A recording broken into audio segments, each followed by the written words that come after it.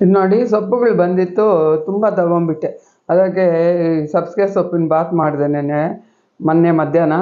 ಅದನ್ನ ಇವತ್ತು ಹಾಕ್ತಾಯಿದ್ದೀನಿ ವೀಡಿಯೋ ನೋಡಿ. ಇದಕ್ಕೆ ಸಬ್ಸಿಗೆ ಸೊಪ್ಪು ಅಕ್ಕಿ 1 ಲೋಟ ನೆನೆಸಿಟ್ಟಿದ್ದೀನಿ, ಜೀರಾ ಪೌಡ್ರು, ಚಿಲ್ಲಿ ಪೌಡ್ರು, ಅರಿಶಿಣ, ಉಪ್ಪು, ಒಂದು ಗರಂ ಮಸಾಲೆಗಳೆಲ್ಲನೂ, ಒಂದು ಈರುಳ್ಳಿ, ಒಂದು ಟೊಮೊಟೊ, ಸಬ್ಸಿಗೆ ಸೊಪ್ಪು ಮತ್ತು ಧನಿಯಾ ಪುಡಿನೂ ಇದೆ, ಆಮೇಲೆ ಹಾಕ್ತೀನಿ. ಇದಕ್ಕೆ ಒಂದು ಸ್ವಲ್ಪ ತುಪ್ಪ, ಒಂದು ಸ್ವಲ್ಪ ಎಣ್ಣೆ, ಎರಡೂ ಹಾಕ್ಕೊಳ್ಳಿ. ಸಖತ್ ಟೇಸ್ಟ್ ಇರುತ್ತೆ. ಸಿಂಪಲ್ ಮಸಾಲೆ, ರುಚಿ 100% ರುಚಿ. ಯಾರು ಮಾಡಿದರೂ ಇಷ್ಟೇ ರುಚಿಯಾಗಿ ಬರುತ್ತೆ.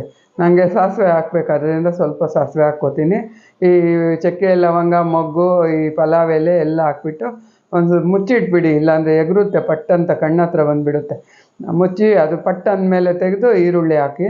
ಈರುಳ್ಳಿ ಹಾಕ್ಬಿಟ್ಟು ಟೊಮೊಟೊನು ಕಟ್ ಮಾಡ್ಕೊಂಡಿದ್ದೀವಲ್ವ, ಹಿಂದೆಯೇ ಟೊಮೊಟೊನು ಹಾಕಿದರೆ ಎಲ್ಲ ಬೇಗ ನೀರು ಬಿಟ್ಕೊಂಡು ಫ್ರೈ ಆಗುತ್ತೆ. ಇವಾಗ ಈ ಸ್ವಲ್ಪ ಫ್ರೈ ಆದ ನಂತರ ಈ ತೊಳೆದ್ಬಿಟ್ಟು ಈ ಸಬ್ಸಿಗೆ ಸೊಪ್ಪನ್ನ ಹಾಕಬೇಕು. ಎಷ್ಟು ಜಾಸ್ತಿ ಇದ್ದರೂ ಹಾಕ್ಕೊಳ್ಳಿ, ಚೆನ್ನಾಗಿರುತ್ತೆ. ನಾನು ಇಷ್ಟು ಹಾಕಿದ್ದೀನಿ, ಚಿಕ್ಕ ಲೋಟ ರೈಸ್ ಹಾಕಿರೋದು, ಅದಕ್ಕೋಸ್ಕರ. ಇದು ಎಣ್ಣೆ ಬಿಟ್ಕೊಳ್ಳೋವರೆಗೂ ಫ್ರೈ ಮಾಡಬೇಕು. ಆವಾಗ ಈ ಸೊಪ್ಪು ಮೆತ್ತಗೆ ಫ್ರೈ ಆಗುತ್ತೆ. ಇವಾಗ ಹಾಕ್ಬೇಕು ನೋಡಿ, ಚಿಲ್ಲಿ ಪೌಡ್ರು, ಜೀರಾ ಪೌಡ್ರು ಎಲ್ಲನೂ ಫಸ್ಟೇ ಹಾಕ್ಬಿಟ್ರೆ ಎಲ್ಲ ಅಂಟ್ಕೊಳ್ಳುತ್ತಲ್ಲ ಕೆಳಗಡೆ ಕುಕ್ಕರ್ಗೆ, ಈ ಘಾಟು ಬಂದುಬಿಡುತ್ತೆ, ಸೀದೋದಂಥ ಸ್ಮೆಲ್ಲು ಬರುತ್ತೆ, ಅಷ್ಟು ರುಚಿ ಕೊಡಲ್ಲ. ಇವಾಗ ಇದು ಹಾಕಿದ ಮೇಲೂ 1 ನಿಮಿಷ ಫ್ರೈ ಮಾಡಿ, ಅದ್ರದ್ದು ಚೆನ್ನಾಗಿ ಬರುತ್ತೆ ಘಮ, ಹಸಿ ವಾಸನೆ ಎಲ್ಲ ಹೋಗಿ. ನಾನು ನೋಡಿ ಧನಿಯಾ ಪೌಡ್ರು ಮನೇಲಿ ಮಾಡಿರೋದು ಆಗೋಗಿತ್ತು, ಎಲ್ಲ ತರಿಸಿದ್ದೀನಿ, ಮಾಡಬೇಕು, ನಿಮಗೂ ತೋರಿಸ್ತೀನಿ ಹೆಂಗೆ ಮಾಡೋದು ಅಂತ.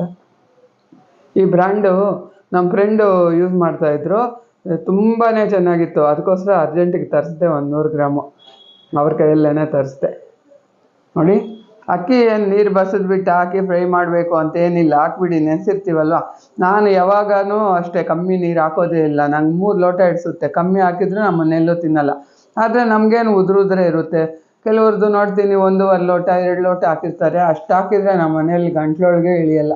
ಅದಕ್ಕೆ ನಾನು 3 ಲೋಟ ಹಾಕ್ತೀನಿ, ಉದುರುದ್ರಾಗಿರುತ್ತೆ. ಅನ್ನಕ್ಕಾದರೆ 3.5 ಹಾಕ್ತೀನಿ.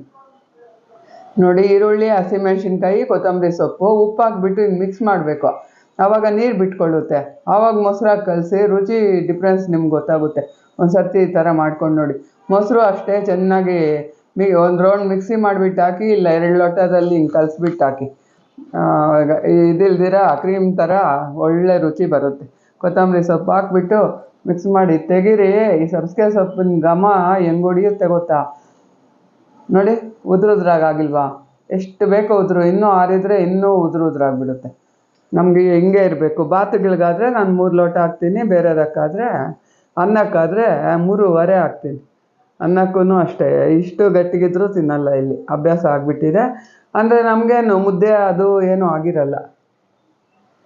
ನೋಡಿ ಎಷ್ಟು ಚೆನ್ನಾಗಿದೆ. ಬಿಸಿ ಬಿಸಿ ಸರ್ವ್ ಮಾಡಿಕೊಂಡು ಮೇಲೆ ಬೇಕಾದ್ರೆ ಇನ್ನೂ ತುಪ್ಪ ಹಾಕ್ಕೊಂಡು ಬಿಸಿ ಬಿಸಿ ತಿನ್ನಿ. ಗಂಟ್ಲೊಳಗೆ ಇಳೀತಾ ಇದ್ದರೆ ಈಗ ಒಳ್ಳೆ ಅಮೃತ ತಿಂದಂಗಿರುತ್ತೆ. ಫುಲ್ ಆಸ್ವಾದಿಸ್ಕೊಂಡು ತಿಂತೀವಿ, ಅಷ್ಟು ರುಚಿ ಕೊಡುತ್ತೆ ಇದು. ಸಬ್ಸಿಗೆ ಬಾತು ಅಷ್ಟೇ, ಆಮೇಲೆ ಈ ಮೆಂತ್ಯ ಬಾತು ಅಷ್ಟೇ, ಗೀ ರೈಸು ಅಷ್ಟೇ, ಅವೆಲ್ಲ ಅದರದ್ದೇ ವಿಶೇಷವಾದ ರುಚಿ ಇರುತ್ತೆ. ತುಂಬ ಚೆನ್ನಾಗಿರುತ್ತೆ. ಎಲ್ಲರಿಗೂ ಇಷ್ಟ ಆಯ್ತಾದರೆ, ಈ ಸಬ್ಸಿಗೆ ಸೊಪ್ಪು ಎಲ್ಲ ಒಳ್ಳೇದಲ್ವಾ, ಎಲ್ರಿಗೂ ಇಷ್ಟ ಆಯ್ತಾದರೆ ಲೈಕ್ ಮಾಡಿ, ಶೇರ್ ಮಾಡಿ, ಫಾಲೋ ಮಾಡಿ,